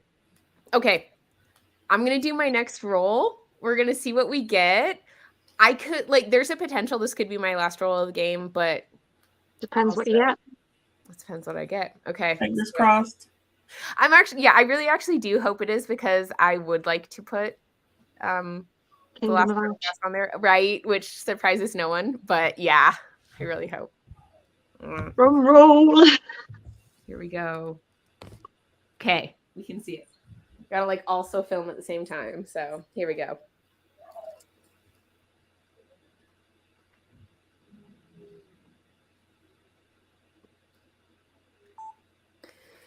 Okay, here we go with what could potentially be the final roll of this game. 3 or higher and we're done. I'm actually really hoping for that. So it's a 3. Nice. Yes. Okay, I'm so happy about this. Yay. Hooray. I'm actually really happy that it ended this way. I feel like last time I played this readathon like live with everyone, I had like 13 books or something. It was absolutely ridiculous. It was out of control. So I'm really happy that it was actually nice to me this time. And of course, we're putting on Kingdom of Ash. Have you started? What? Have you started Kingdom of Ash? I haven't started it, and it is about 1,000 pages long. Wow. But I have put a Throne of Glass onto these readathons for like months. I feel like this is just like a tradition at this point. So it's a good thing I have, how many hours do I have at this point? You got well over 24 hours. Yeah, you got like 26, something like that. Yeah. Yeah, 26. I mean, if you managed to read the whole of Ruin in like 12 hours. See, Sophia, hyping me up. I need this. It'll be fine. It'll be I have faith. It's going to happen. So yeah, this is going on. I'm actually really looking forward to it because I feel like these books go so fast. Like they're just really, really fast reads. So I'm excited about it. I still have 3 left. 3 books left for your Empire, Tower, and Kingdom. Okay. Are you gonna like tandem read? Too complicated. That's what I said. They're both really long books. You'd have, if you're going somewhere, you have to like take them both. Yeah. Yeah. So, I think I'll just do them in the normal order. Are you going to go Empire, Tower, Kingdom? Okay. I know. I did them out of order, and I got yelled at so much. People were like, don't do it. That's the wrong way. It's not how you're supposed to. I'm like, I liked it. I liked my order, so. I read things out of order all the time, so I have no dog in this fight at all. Oh my gosh, I finished my book. You're flying. Yeah, I hope I'll fly through it. I'm really hoping that's going to go well. Finished my book, rolled again, and passed the last black hole. It's a good feeling because then you kind of feel like you can put anything on there. You feel like almost untouchable. Oh my gosh, is Fourth Wing on Scribd? It is on Scribd. Wow. I did not know that. Is it on Scribd as like a book or just audiobook? Audio. Just audio. Okay. Yeah, nope. I think I'm not doing audiobook for it. Like I said, I tend to not like the fantasy romances with audio, and I don't want to ruin it. I want to give it its best shot at me enjoying it. So okay, that's fair. I'm gonna try to do it. Okay, I feel like it's probably about the end. We've been sprinting for quite a while.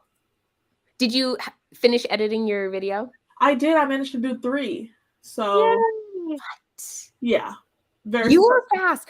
Did you make the thumbnails and everything too? Yeah, so thumbnails are the bane of my existence, and so I Yeah, have I hate to do thumbnails. thumbnails first before even editing, because when I did it the other way, I would have videos that would just sit there for so long that I just never got around to making the thumbnail for, so they don't get posted.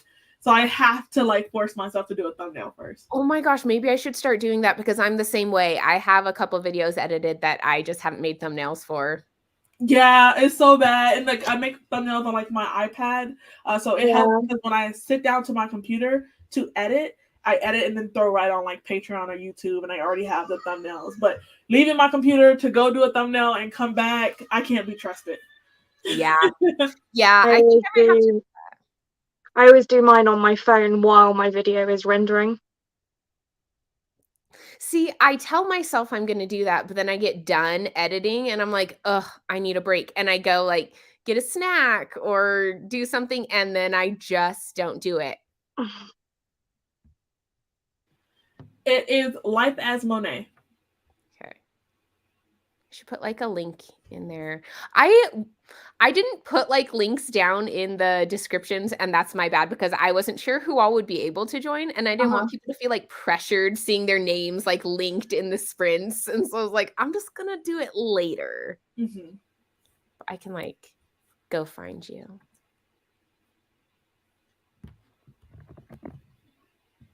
Yeah, there we go. I'm not struggling. It's fine. I've got it.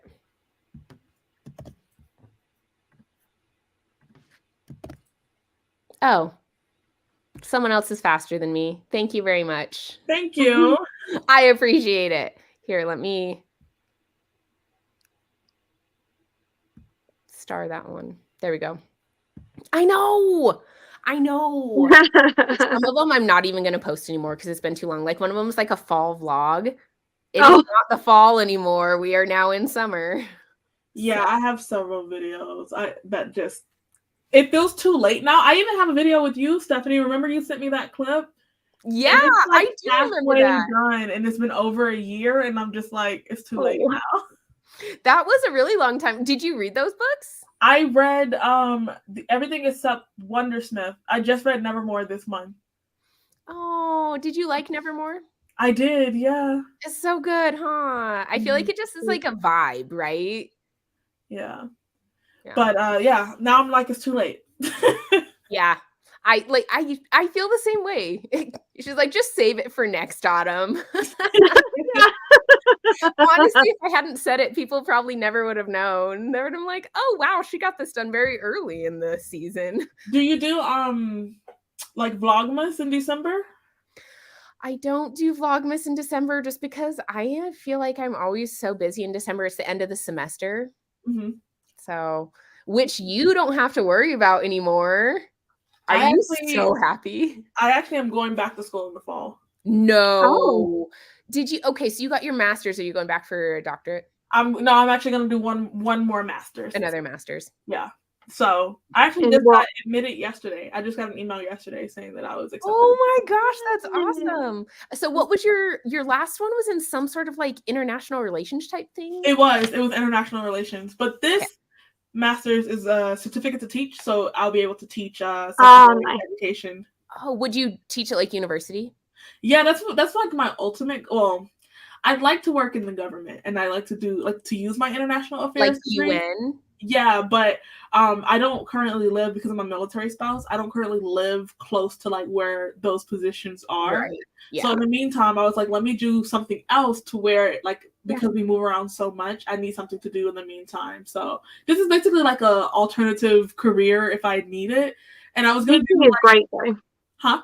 Teaching is great though. It's really fun. It was either that or be a librarian, but it's really hard to find those jobs in the U.S. Yeah. Because librarians get those positions and they hold on to them forever, like they don't retire. So yeah, I mean, fair enough. They're very. Not that I blame them. It's a great career to have, but it's almost like trying to be a tenured professor at a university. Like they don't leave those positions. No, they don't. It's once you get tenured, it's pretty cush. Yeah. So that's how I got to where I am. But yeah, I'm going back to teach social sciences now because I have my undergraduate in history and then I have a political science degree. So like I just feel like, sure, why not? I already have all the knowledge sitting in my head. You have all the degrees. What are you doing here, Monet? What's 5-6 degrees? No big deal. Yeah, a lot of my bookish friends, like we have a group chat, but it's really just all the friends that I've made on BookTube. And there's like 18 degrees amongst us all, and I only account for 2 of them. So there's and they're going for their PhD. Well, it'll be 3 soon, yeah. But 2 of my friends are applying for PhD programs, and I'm just like, I'm gonna do one more master's and then sit down. I'm gonna go for my doctorate after this. Oh, you are? That's my goal. I haven't applied yet because I haven't finished. What would it be in? You're nurse practitioner. So yes, for the answer, my grad school classes are for nurse practitioner. So what would your doctorate be? I wanted to do psych nurse practitioner. So I wanted to like, right now I'm doing broad, like a very broad ones, like general. And then I would specialize into psych. But because I got both, I could practice a lot more independently. I could like do a lot more than you could if you just went directly psych. So nice. I just watched Roger from Roger Read's defense the other week for his doctorate. So he's just finished and he passed it. So he's now Dr. Roger Reads. That's so cool. I feel like so many people who are on BookTube have like a full-time job and kids and they're in grad school. And I'm just like, holy cow, how do people do? Because I mean, for me, I have a job and I'm in grad school and I do BookTube, but like that on top of kids. I have 2 kids. I was gonna say you have kids. I am so impressed. I have 2 kids. It's gotta be like the time and effort to like maintain everything. Yeah. I think with BookTube though, because I film so far in advance, so like there is long periods of time where I'm still posting and I still have an appearance, but I'm not actually filming or reading. So it helps me that way. But times where like I'm not diligent and I run out of content and I run out of videos, those are usually when you guys don't see. They're like, oh, what happened to your channel? I'm just like, honestly, I wasn't tracking. I usually have like 5 or 6 videos scheduled like weeks out. So organized. You are so impressive. I need to like learn from this. You just busted out 3 videos during these sprints. I read like a quarter of a book. I'm pretty sure you're winning here. I know, that was a pretty big book, Stephanie. It was a big book.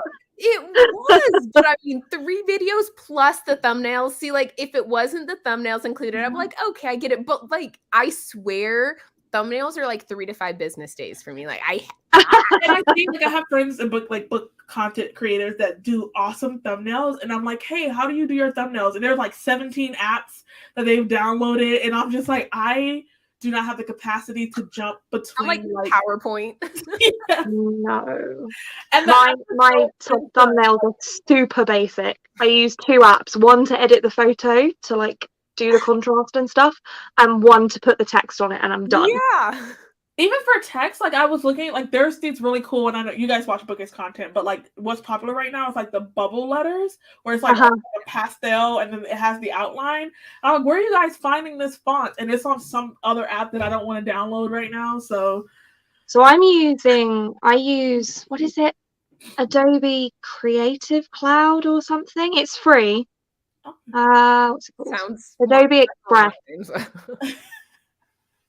I like free because what is it? Canva is pretty expensive, as well as the PixArt, It's like $140 for the year. And I was just like, this is a I'm lot. like, I'm not gonna pay for that because I just do this for fun. Like, I get if people like, I think what like Elliot Brooks, Murphy, like those that's their job, right? That's what they do. Yeah, but Elle does absolutely everything on her iPhone.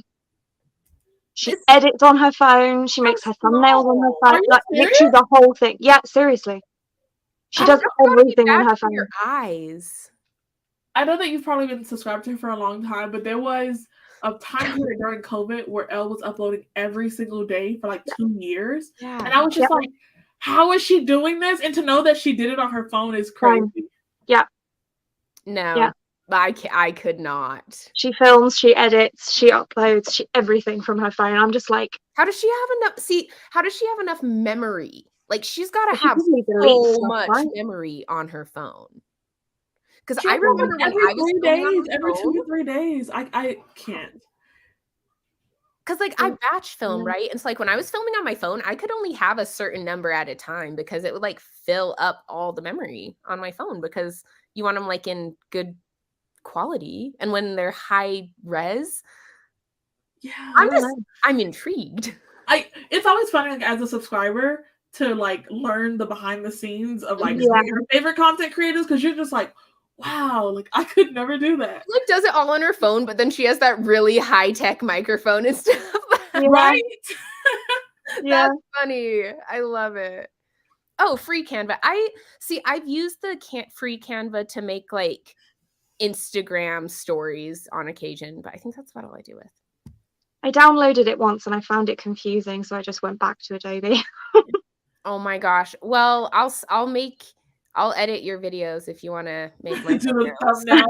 I actually don't mind editing the videos. I feel like it's kind of like cathartic to just kind of sit there and it's like I don't know, but the thumbnail. I don't watch my own content. Like I'm a very diligent editor because I don't plan to like watch it. Once I edit it, so yeah, that's gone. That's posted. I never see it again. Never. No, I use, like, for example, the video I posted earlier this week was like going through my physical TBR, picking out things I'm interested in. And I just forget because there's so much there and my mind is so scattered. So I keep going back to that video being like, what did I say I wanted to read? I make lists. So I have a notebook that I pretty much just use for BookTube stuff. And then I'll just go back and look in there so I don't have to watch my videos back. Yeah. I cannot, and I get comments on videos from like a year ago or 2 years ago, and I'm like, ew, cringe. I can't believe you're watching that. But I know, you're like, it's weird when videos get picked up by the algorithm years after you upload it, because you're just like, this is popular now? Wow, why? Like okay. Sure. Whatever works. I mean. No. Yeah, I edit now at 2 times speed, which is a bit of a game changer. You can edit on 2 times. How you do that? Yeah, I found out from Angela maybe about a year or so ago. It depends. There's different ways to do it depending on which editing software you're using. But yeah, I edit at 2 times speed. That's revolutionary. That sounds amazing. Yeah, I mean, I use Sony Vegas Pro, and the shortcut for it is to press L twice. But I'm sure that there's a similar shortcut regardless of what software you use. I like iMovie. I use iMovie because it's free, but I use Final Cut Pro. Which I'm sure there'll be nice. A version of it. But yeah, you just have to find out what the shortcut is, but it will definitely exist. That's revolutionary. Thank you for that tidbit. It will give you chipmunk voice, which is a bit weird to get used to at first, but it's worth it. I already listened to audiobooks on 3 times speed, so I don't think it should be a big deal. I think it's really weird. It's different from audio. Like I've already spent this whole sprint editing 3 videos. I could have been done. Oh, sorry. I should have told you about it at the beginning. Oh my gosh. Who else? Oh, we have some people over here. Middle school teacher. That's fun. I feel like you're both kind of interested in teaching because I feel like it is fitting. Middle school math. You know, I always tell people that I'm not good at math, and in my head I'm not, but I am. I just don't like math. And so for a long time, I've been confusing my skill and ability to do it with my will to want to do it. Like I'm good at math, I just won't do it. Yeah, Regardless of my I see a math problem, and I'm like, I can. The answer's 23, but please, my brain doesn't work like. And he's like, you literally hate math, but you're so good at it. I can, but I won't. I don't want to. That's fair. I feel like when people say like, "Oh, people like things that they're good at," I'm like, that's a lie. That's a lie. There's a lot of things that I'm good at that I always. absolutely hate doing. And yeah, I catch it all the time when I'm in the store. Like, it's because we'll be shopping and it's like, oh, something was 30% off, and it'll scan. I'm like, that was supposed to be $6.70 off, and they're like, it's people that actually really have a hard time doing it are like, you human computer. I feel like a Benny Gesserit when I do stuff like that. That's fun though. I would love it, but no. Yeah. So I'm like, no, that's coming up as like 10% off, and it's supposed to be 15% off. Like, no, I can do good enough math for that. It's nice for when you're doing tips, because I feel like I'll get the thing. I'm like, oh gosh. Yeah, I would really like everybody when we're out eating or doing anything. All my friends like pass me their receipts so I can calculate the tips, because they're like, no. Ooh, library assistant. I feel like those jobs sound better than they are. Like, it sounds ideal, but then when you actually get into it, I've heard people say like it's not really that much like reading and stuff. So it's not. I looked up because I was considering doing a Master of Library Science, because you need that to be a librarian, and it's mostly like information technology and like information like synthesis. And I'm like, wow, there's so much more that goes into being a librarian than like shelving books. Yeah. Oh yeah. I don't know if you've seen them, but Ashley has loads of really great videos about her being a librarian. It's really interesting. Yeah. I'm gonna ask her. It's my husband's phone. I have an engineering degree and cannot do it. I am really good with mental math.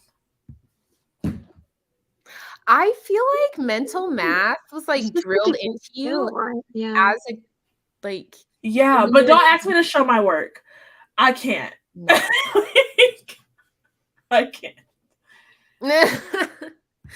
I actually feel like I'm pretty good at math, because we do wasting a lot as nurses, right? So you have to like figure out how much of a medication to give for it to be the proper dose and how much to waste and like all that stuff. And I feel like everyone will do it on the calculator, and I'm like, these are like, how can you not just do it in your head? Yeah. Like, it's not that bad, except for the weird ones where you're like, the medication is like, okay, it's like 0.4 in half a mil. I'm like, why did you do that? Oh, like, wow. Who makes it that way? You're setting people up to give bad doses. Like, this is I'm so stupid. Maybe it's me. When I took the bane of my existence, the math subject that I hate the most, trigonometry. I can't think of anything I'd want to do less in life than trigonometry.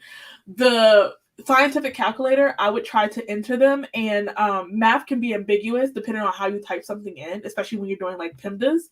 And so like if you don't enter it correctly, your math will come out wrong. And so I've developed trust issues. Instead of me learning how to put it in properly, I'm like, let me just put it down, I'll just do it myself, because I can't trust the calculator. Oh my gosh, like my brain's better than the calculator. Yeah, but it really was my fault, because my teacher would tell me all the time, like, you're entering it into the calculator in a way that it's not going to read properly. Like, you know how like sometimes you'll see like the double fractions where like you do one equation at the top and then divide it. I would try to enter everything and then have some wild number that no one else in the class. So I have deep trust issues when it comes to calculators. I feel like I was so good at the calculator. So like knowing how many parentheses, like, how sometimes you're just like 1, 2, 3, 4 parentheses to start with, and then you have to like divide it out into the different. Yeah. Oh yeah, I got you. But I loved that. That's actually something I really enjoyed. Of like, okay, how exactly do I need to put this in? It was so fun. We're not good at it. I feel like it's something I want to practice, because like I have kids, and like I can't be teaching her how to do math with a rock and a chisel. But oh my gosh. Yeah, I feel like a lot of people that are good at math aren't good at mental math. Interestingly enough. Meanwhile, in graphic design. Yeah, that's fair enough. I totally get that. Yeah. Say everyone in my family, I'm the only like kind of liberal arts scholar. Everyone else in my family is like really good with math and science, and they want to go into like the medical field. And all I hear is like wah wah wah wah wah wah. My aunt is in like, nursing school, and I understand nothing when she talks, nothing at all. It's The opposite in honestly my family. a new language. When you go into this stuff, like you pretty much have to learn like almost a whole new language for some of these things. Like some of the things that you learn about, they're like, no, we don't use the word bloody nose. We use abstaxis. I'm like, but why? We have the word bloody nose or nosebleed. Like why? Yeah.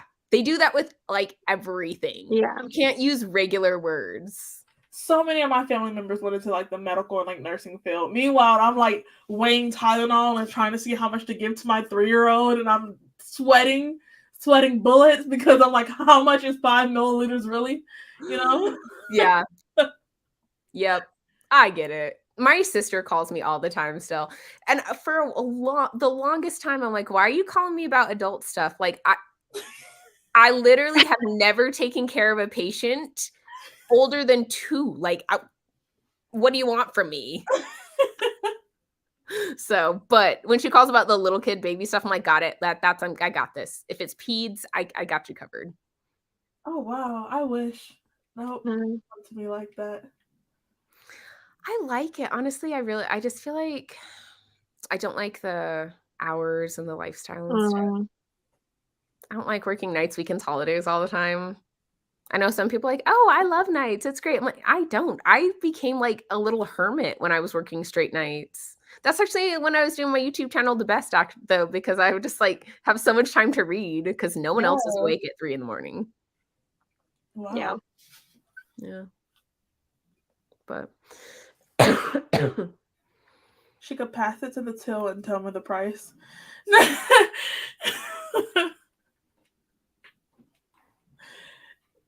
no thanks. I can't. You know, not to be judgmental at all, but I don't think there's anything that stumps up Gen Zers more than them trying to calculate change. Like if my total is like 72 and I give them a $20 bill, the silent panic that I see on their face. I know. I know. I used to work retail, and I feel like when I like came back from college, right? I came back from Thailand, and I was like a little bit older, and so I was working. I feel like even just a few years younger than us just can't do it. It's crazy. Well, the first time, I don't know if I've told you this story before, Stephanie, but the first time my sister got a job, so she's Gen Z, right? She calls me up. She's just got her first paycheck, and she's like, "Oh my God, Sophia, they just took a whole load of money out of my pay." I was like, "What do you mean?" She was telling it was the tax. I was like, "Yeah, you have to pay tax." Yep. It sucks though because she has no idea, no clue. Like, ugh. Just don't tell me. Just don't tell me you did it. Yeah, taxes. What I remember before I was married and before I had kids, as a single individual, taxes used to eat me up. Like they're expensive when you're not like you don't have like dependents to take care of. It's really high. It is. It's insane. See, our taxes are the same regardless of whether we have kids, I think. Oh, really? Oh, wow. The taxes are lower if you have kids because the more people you have dependent upon you, it's about less. But you can. So here, you pay the same tax, but you can claim child. I can't remember what it's called now, but it's basically the government gives your child money. Oh, so you kind of get like a tax refund. Kind of like a tax rebate, I guess. Yeah, in a roundabout sort of way. But I think you do get a slight lower tax if you're married. Really? But not by a lot. I wonder why married would matter, but kids wouldn't, because I feel like married shouldn't really matter, right? Because like you're now 2 people in one household, so wouldn't your expenses maybe go down? But I mean, if you have kids, obviously your expenses go up. Like that's just a given. Interesting. But I think that we do have better rules here around, like, for example, women who give birth can have 9 months off, I think it is, of work paid. Or you can do shared parental leave, which is you still get the same 9 months where it's shared between the parents. And if you're adopting, you get even longer than that. You get longer for adopting? That's actually kind of dumb because mom's got to recover from childbirth. Well, the reason is because when you're adopting, you have to build the bond with your child. So these are very interesting laws.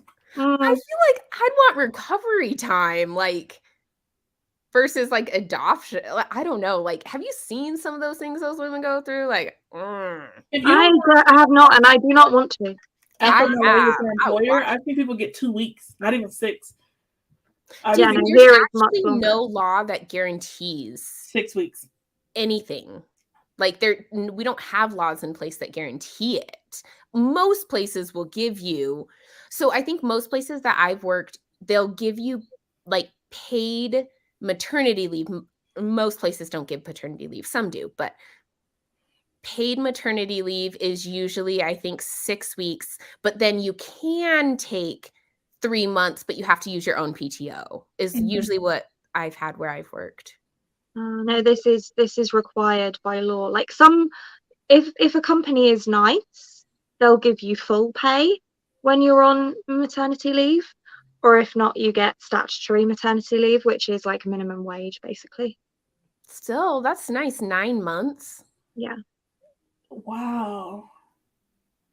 Yeah, we don't got that. Yeah, not at all. That's a laughable concept. I think it's 9 months. I mean, I don't have kids and have no intention of having kids, so I haven't looked into the specific details, but I think it's around that long. And you can take it before the child comes as well. So like you can start it. Yeah, if you want to take it like for the last month of your pregnancy and then 8 months of the child's life, you can. I think California has something in place where if you're having a rough pregnancy, like you can get on disability and it like counts as that, which I mean, fair enough. Some pregnancies are essentially, yeah.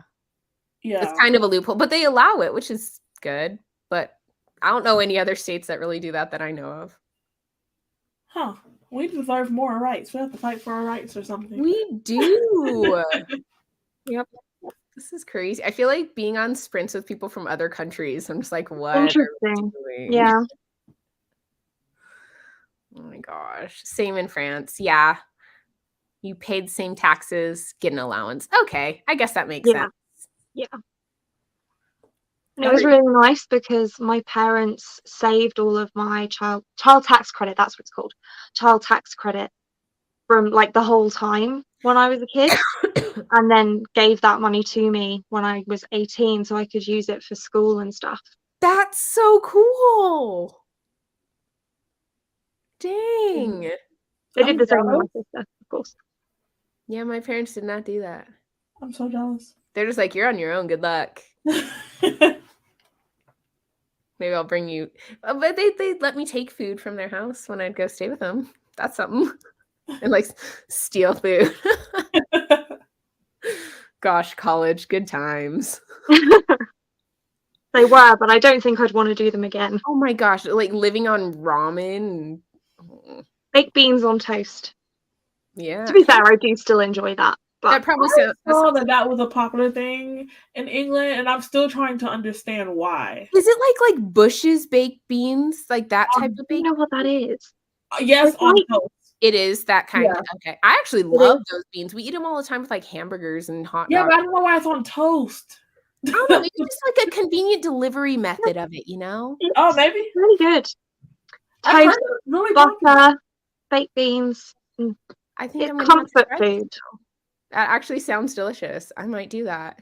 Try it. It's really good. I like baked beans. I feel like I always associate them with like the 4th of July and barbecues and stuff like that. It's also nice if you put cheese on top too. It's exactly what you're picturing. It's toast with Bush's baked beans. Oh man, that actually does sound good. It is. It's great. Maybe I'm hungry. Maybe that's the problem. Highly recommend. I haven't eaten yet today, so that's probably part of it.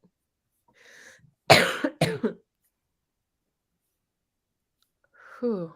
Okay. Well, you look On that tired. note, I am now really hungry, so I have to go eat some lunch. Me too. I'm gonna have some dinner. This was really fun. Thank you all for joining. Thank you in the Thank you chat for having us. who joined us, hung out. Now on my last book. Boom. It's gonna It's a happen. big one. It is a big one, but I am confident it's gonna happen. We're gonna get through You've it. got this. I got this. Plus, I can listen to these books at like 3.5 times speed, so it should be okay. 3.5? You'll be fine. Yeah, these ones I can go faster than like Wow. the other ones because they're simpler. Mm. Oh, that makes sense. Yeah. Ruin, I could only go at 3. They have way too many names. Plus, the narrator has an accent, and when the narrators have like fairly strong accents, I can't go quite as fast. Yeah. So, but yeah, okay. Okay. Good luck. Okay. Thank you. Bye, everyone.